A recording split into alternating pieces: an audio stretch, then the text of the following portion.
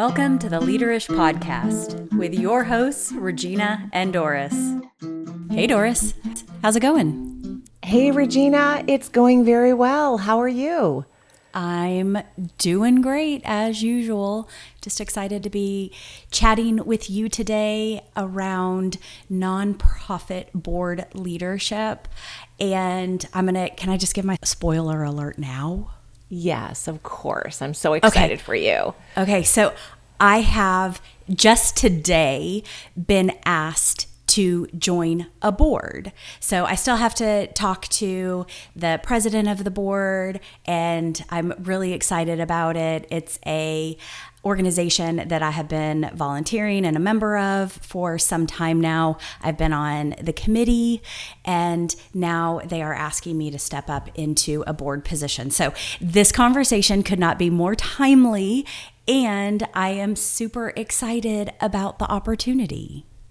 You should be. Being on a board is exciting. It is a great way for everyone. All of our listeners should be on boards.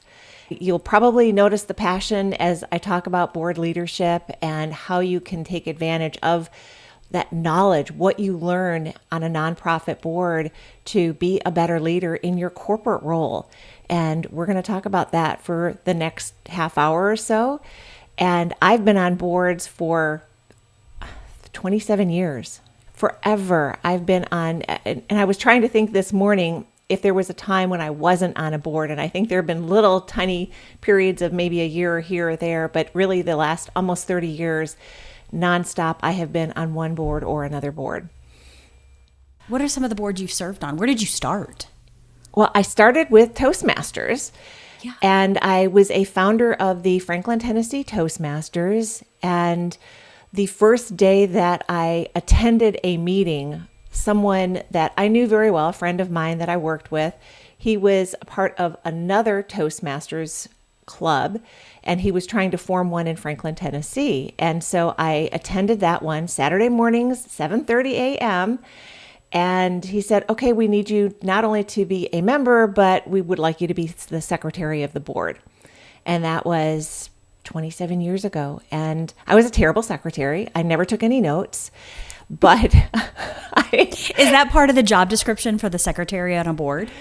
You are supposed to take notes, yes. The secretary of the board is someone that is supposed to take notes, and you take notes at meetings, and of course you take notes at the board meetings, and then you share those notes with the appropriate audience. And that's what you're supposed to do. But I never did that as the secretary. So I was a terrible secretary, but I still learned a little bit more about that particular board. And I grew, I took on a VP role. And then eventually I was the president of that Toastmasters club. And that was the beginning of my board leadership. And I learned so much from that board. When you are a leader of a board, the members of the organization and the members of the board don't report to you like a corporate role. You have to have a servant leadership mindset, and you're leading everyone around you from a volunteer basis. You're inspiring them. You're encouraging them through your leadership to try to get them to serve whatever role that they have. So the president probably should have inspired me to be a better secretary and reminded me that I needed to take notes.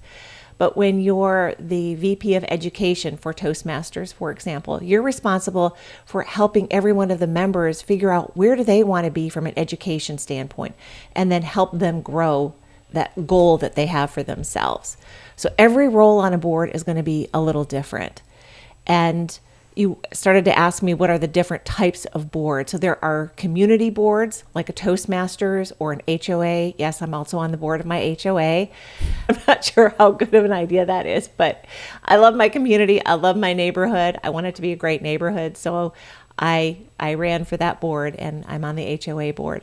Then there are professional boards like CPCU, which is an insurance board. And I know the board that you're getting ready to join is a training board. So there are professional boards, the things that you're passionate about as in your corporate role, there are probably board roles that are available to you to join and then grow not only you as a corporate employee, but as a leader. And then, of course, there are charity boards. So if you are passionate about a nonprofit, I am on the Red Cross board. And I've previously been on the Boys and Girls Club of Hollywood when I lived in California. And those nonprofit boards are very different than a community board or a professional board. So we can talk about all three of those types of boards. We can even talk about for-profit or corporate boards. I've never been on one of those, but that's another animal. Right. Yeah, I think a lot of people start off on one of these community, professional, charity boards, right? One of those three. And those are mostly volunteer board positions. Yes. And once you get really good at that and you gain your reps there, then I do hear of folks where they put together their community or charity boards with their corporate knowledge, and then they get paid positions on corporate boards. Yeah, that is ultimately the goal, is to be elected onto a corporate board where you make an income from doing that. And it's a pretty healthy income depending on the board. Yeah. Yeah. Well, I mean, you're advising a corporation, you're advising a CEO and helping to make those decisions for the organization that will benefit the shareholders. So a little bit different than what we do for community, professional, or charity boards. And today we're really talking about the nonprofits, right? We're talking about the non-corporate boards and how do you get your start on boards. Before we dive into that, what are some of the benefits for serving on a board? What would you as an individual say that you get out of serving on boards? There are three parts of it. There's personal development, community impact, and building your leadership skills. So the personal development, how do you personally want to grow, and where are your passions, and how can you take those passions and serve on that community board? The community impact. So if I care about the Red Cross, for example, I joined that board because I believe fully in the 5 lines of service of the Red Cross. And so as a board member, I can impact the community. I can inspire people to donate more blood. I can inspire people to volunteer for a disaster. I can inspire people to maybe take a CPR class. And hopefully I can inspire people to write a check and donate money to the Red Cross. Those are all parts of a nonprofit board that are important. And it's really where your passions are and the impact that you can make on the community, and at the same time building your leadership skills.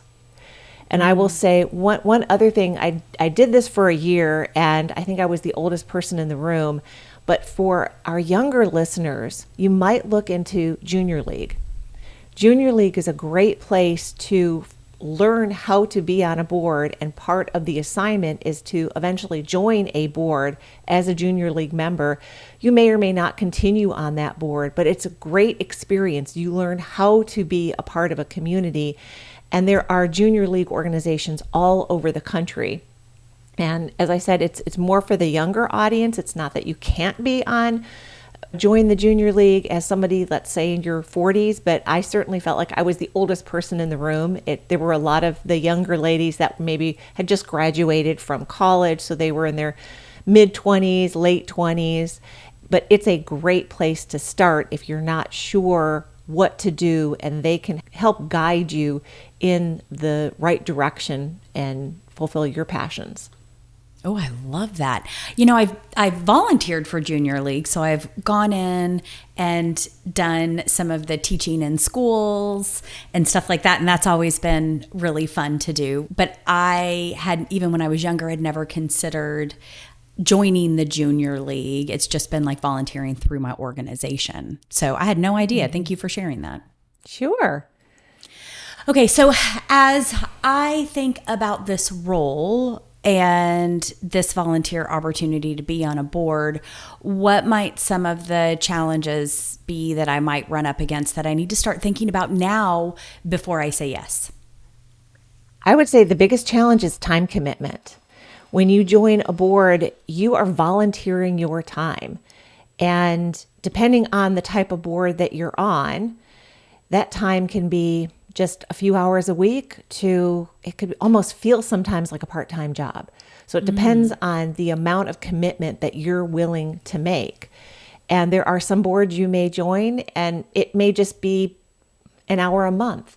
So it really depends on which board you join and the expectation that the leadership of that board, so the president. So when you talk to the president of the organization, that would be one question I would ask is, what is the time commitment expected of me as a board member that I take on? And so depending on how much time you have left over, so if you have a 40-hour or 50-hour a week work week, and you have a family that you have commitments to, you have children that you have to serve, you may not have that much time. So you've really got to consider that. Okay. The just balancing perspective, what is your being able to still fulfill all of your roles in the corporate environment, and then being a good board member and being able to fulfill all of those commitments. And the other challenge is just accountability. Someone is counting on you. So if you are taking on the role, I'll go back to my secretary, someone's counting on me to be a good secretary and I didn't do a very good job, they probably shouldn't have allowed me to continue, but I did a better job as the vice president of membership or education or the various roles. And once I took on that president role, that is a whole nother time commitment that you have to think about. Because the president role, you're leading other people. And you might think, well, the president gets to delegate everything. Yes, they can delegate, but you're still responsible for the overall success of that organization as the president of that board. So those are all things to consider. Wow. Well, that's awesome. Thank you for that. I'm not sure that I would have asked the questions about the time commitment, and maybe because I've served on the committee, I do kind of know what it takes. So that's helpful, that it's not like I'm going in completely blind. And who knows, maybe they have other people that they are looking at as well, and it's not just me. So before I want to say something real quick. Yeah. That you just mentioned that you were on the committee, and I think that's a great place to start too. If you are not 100% committed to all of those challenges that I just listed, and you're worried about the time commitment, you're worried about officially joining a board, there are a lot of boards that have committees, and those committees need volunteers. And so that would be a really good place to start. Even, I'll go back to the Red Cross. We have, I think, 6 or 7 different committees. The board members are the heads of those committees, but they need volunteers to be a part of that committee. So if you can't fully commit to boardship, you could join a committee. And that's what you've done. You've started on the committee. That gives you a good understanding of what the commitments are for that committee, and soon you'll learn what the commitments are for the board. But you've already dived into the shallow end of the pool. That's right. Now you're going to move a little deeper into the deep end of the pool. Yeah. I mean, I think you're right. And I know that the first time that I had a conversation with ATD Nashville, I was like, I don't know if I'm ready for a board position, but I'm happy to be on a committee. Mm-hmm. And what I'm really passionate about is membership and making people feel welcome when they join, or trying to help people make the decision to join. Those are things that I love to do. So I think being part of the membership committee would be great. And now to have this opportunity to potentially lead the membership committee in an interim or even a long-term situation would be great for me to now take that passion and that skill level one step further, now that I understand a little bit more about the organization and a little bit more about what they're looking for in membership. Great. So you have did you say 25 years of experience on boards? You were on that board for Toastmasters 25 years ago as the crappy secretary? As the crappy secretary 27 years ago. So I'm sure in 27 years, and starting out as a crappy secretary, you've learned a lot of really good lessons. Are there a few that you'd like to share with us? Yeah, I think the most important lesson, and I shared this earlier, is that you are working with volunteers on a board. So all the nonprofit boards, these are all volunteers that are also taking their time. So the person that was leading you when you were a committee member, think about how they were leading you. How was this person leading you? And hopefully they were treating you as the wonderful volunteer that you were and not making demands on you, because you can't ask for people to do more than they can take on. And it can be frustrating sometimes, especially as you move up in that leadership role. And if you are the president of an organization or of a board, and you have these expectations, you've set goals for the organization. And those goals, if it's a charity, the goals may be revenue related. You might have fundraising goals. If it is more of a community, it could be things like, for a Toastmasters, for example, you want X number of people to give a certain number of speeches, or taking on certain leadership requirements. And you have to inspire them, and you can't make demands of them. So you have to lead through inspiration, and you have to lead through the goals that perhaps they have set for themselves in terms of the success that they want to see in the organization.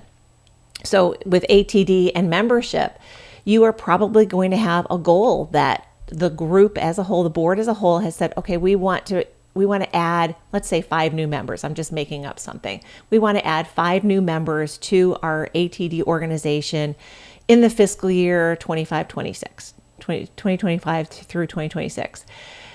And you need to figure out, how are you going to do that? So, and it's not a job that you need to do by yourself. It is something that you are working with all the other committee members. So you're going to probably want to bring someone else on to your committee. If you're leading the committee, you're going to want to bring 2 or 3 or 4 other people onto the committee to help you fulfill those goals. And it's the same with the other committees out there, the other roles. What are the very specific roles and goals that you have for that committee and for that overall board? And then inspire the other board members to lead in that direction, and inspire the members to also fulfill those roles. And so it's a big moving machine as you think about it. And each board is just going to be a little bit different in terms of how it looks at the goals that it's set for itself, and who can influence those goals, who can be successful at hitting those goals. So every nonprofit is just a little bit different on how it does that. Oh, well, I love that. And there's so many different options out there for boards. So how do you identify the right board for you? How do you figure out what folks you go talk to? How do you even get on that board once you've identified that this is an organization that you'd like to support at a board level? Well, the first thing is you need to figure out, where are you passionate? What passions do you have? What meetings have you attended? Or where have you volunteered? So maybe you're not even on a committee, you have just simply volunteered. And I'll just use the Red Cross, which is a great example. Maybe you volunteered at a blood drive and you just checked people in. That's the only thing you did. You sat in front of a computer, you checked people in. But as you're sitting there, you realize, oh, I really like this organization. I think I want to do a little bit more with this organization. There's probably somebody there from leadership, from Red Cross leadership, that you can talk to. Say, what can I do beyond checking people in at a blood drive? And they can probably take you to the next step of volunteering a little bit more.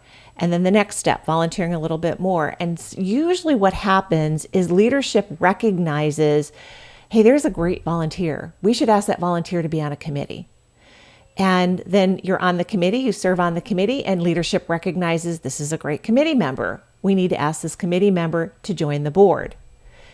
Then you join the board, and then the head of the board, the president of the board, usually recognizes, okay, this is a great board member. We need to elevate this board member and set this person up to take over the presidency or the board chairmanship when that time comes around. And so usually the leadership of the organization or the leadership of the board recognizes a really inspiring person that has worked his or her way up the chain of command and eventually will take over that board chair or board president role.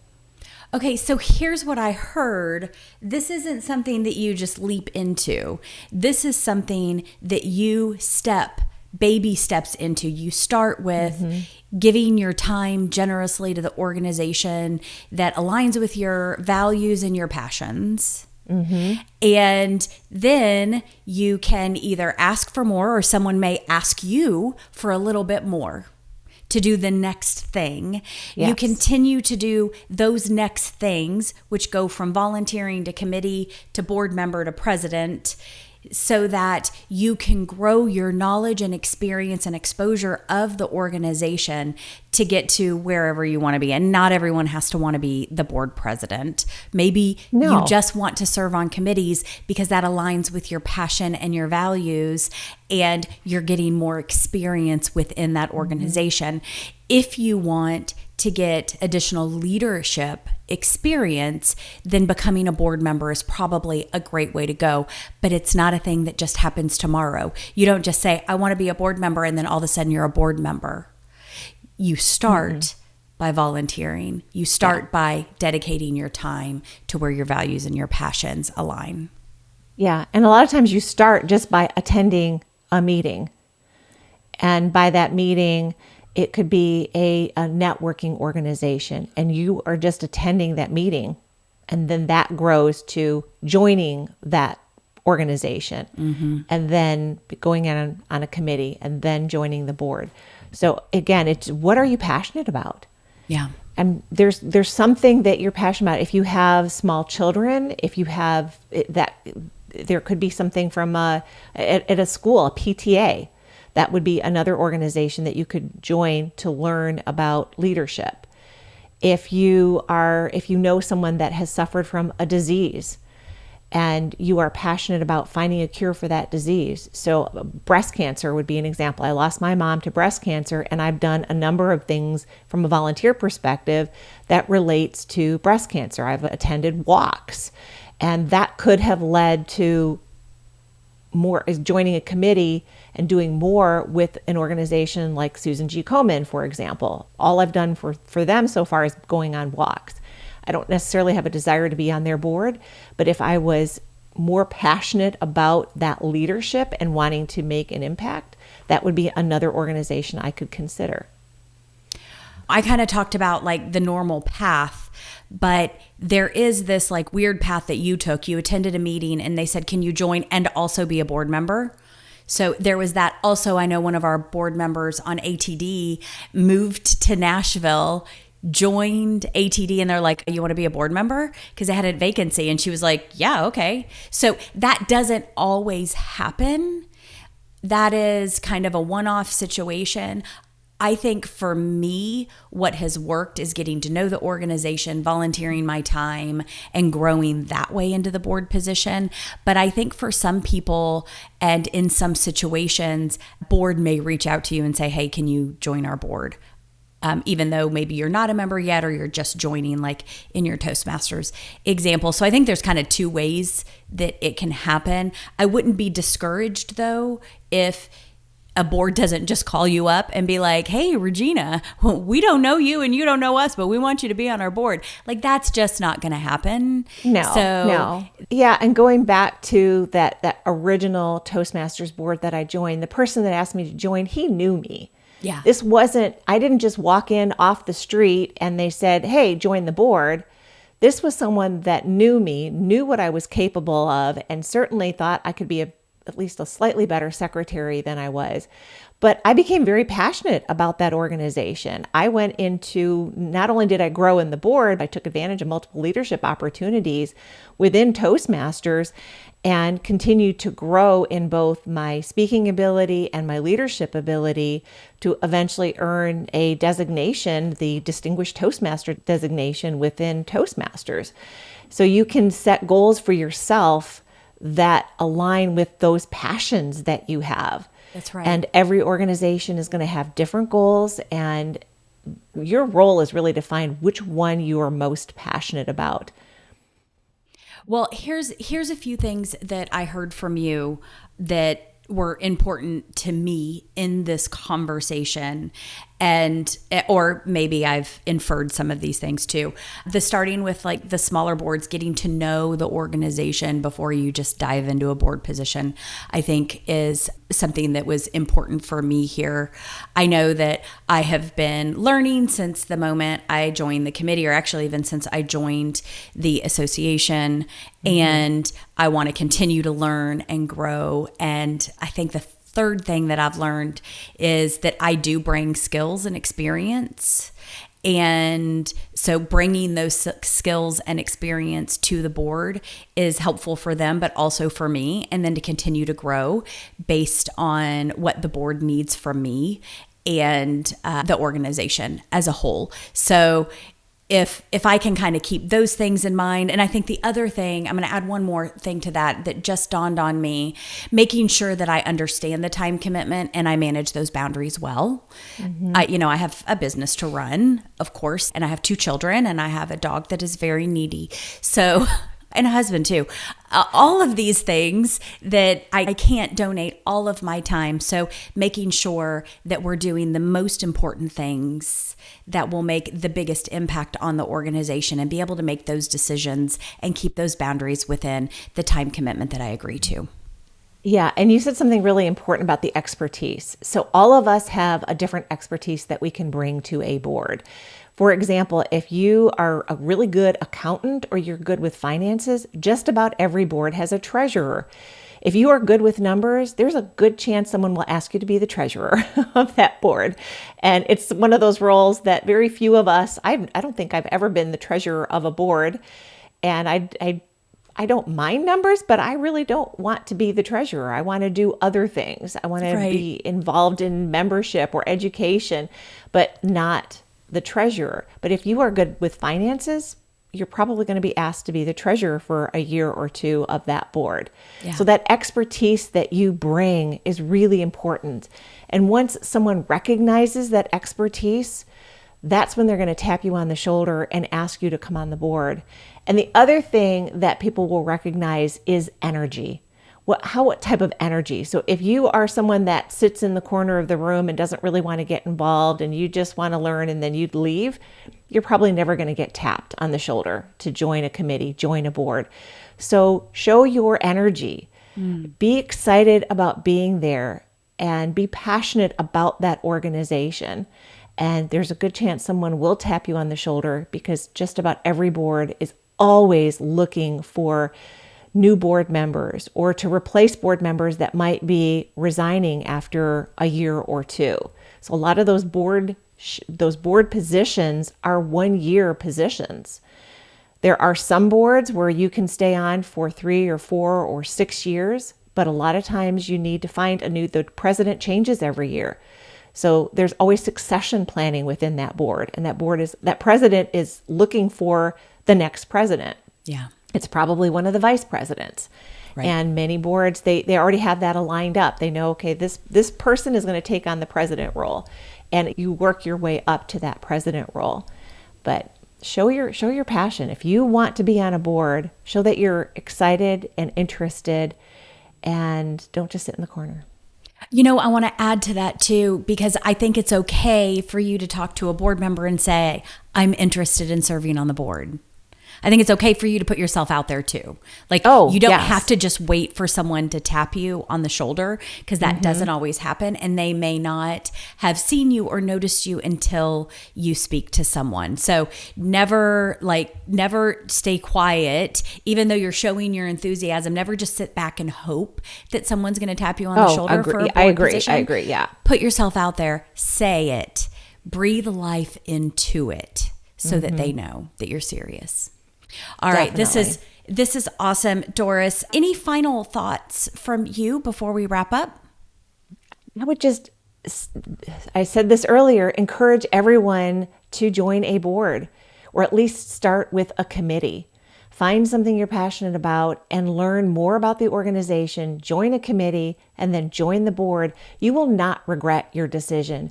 You will continue to learn so much about leadership and how you can be a better corporate leader by the leadership lessons that you learn from a nonprofit board.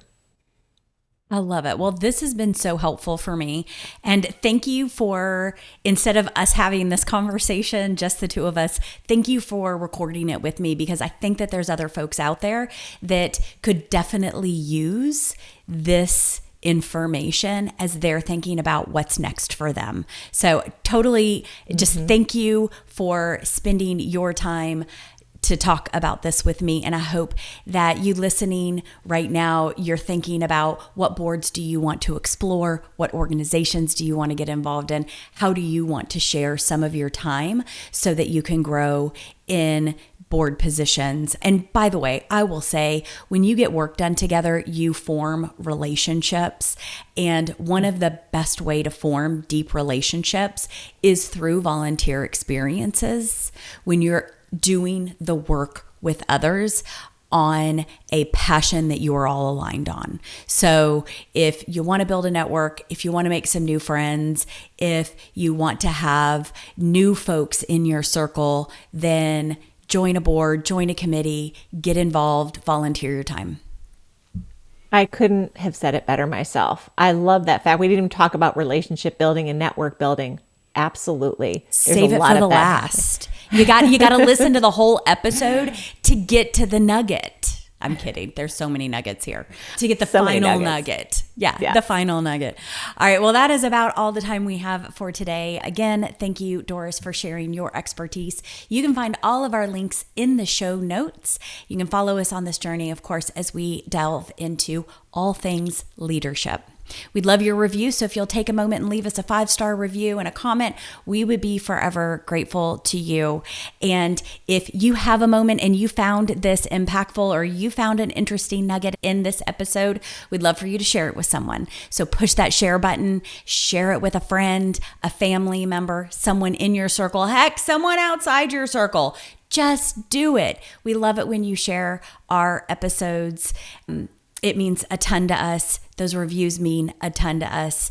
And we are now on YouTube. So you can follow us at Leaderish Podcast on YouTube as well.